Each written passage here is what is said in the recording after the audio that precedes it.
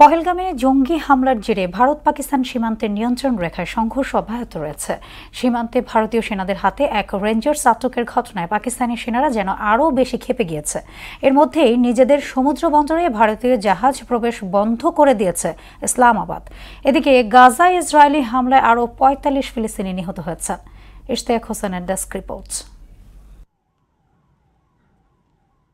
পহেলগামে জঙ্গি হামলার জেরে চিরবরী দুই প্রতিবেশী ভারত পাকিস্তানের বাণিজ্য যুদ্ধ থামছেই না। সীমান্তে গোলাগুলির বিষয়টিকে বাদ দিলে বলা যায় অস্ত্রের ঝনঝনানির পরিবর্তে পরস্পরকে অর্থনৈতিকভাবে কোণঠাসা করতেই ব্যস্ত দুদেশের কর্তারা। সীমান্ত ও আকাশপথ বন্ধ এবং সাংস্কৃতিক নিষেধাজ্ঞা দিয়েই ক্ষান্ত হচ্ছে না তারা। পণ্য আমদানি রপ্তানির ক্ষেত্রেও কড়াকড়ি অবস্থানে রয়েছে।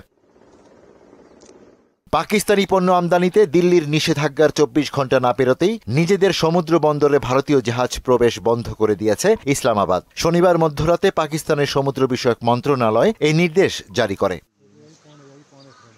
অন্যদিকে রাজস্থান সীমান্ত থেকে ভারতীয় সেনারা এক পাকিস্তানি রেঞ্জার্সকে আটকের ঘটনায় নিয়ন্ত্রণ রেখায় দুদেশের সেনাদের ব্যাপক গোলাগুলি হয়েছে, যাকে পহেলগাম হামলার পর উভয় দেশের মধ্যে সবচেয়ে বড় সংঘর্ষ বলা হচ্ছে। এর আগে গত ২৩ এপ্রিল অর্থাৎ পহেলগামে বন্দুক হামলার পরদিন পাঞ্জাবের পিরোজপুর সেক্টর দিয়ে অনুপ্রবেশের দায়ে এক বিএসএফ সদস্যকে আটক করে পাকিস্তান।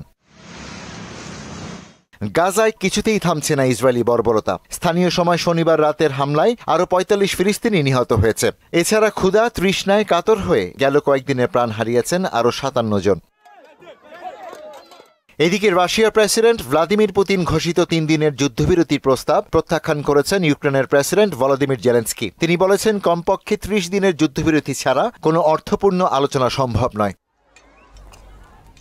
ইশতিয়াক হোসেন, মোহনা সংবাদ।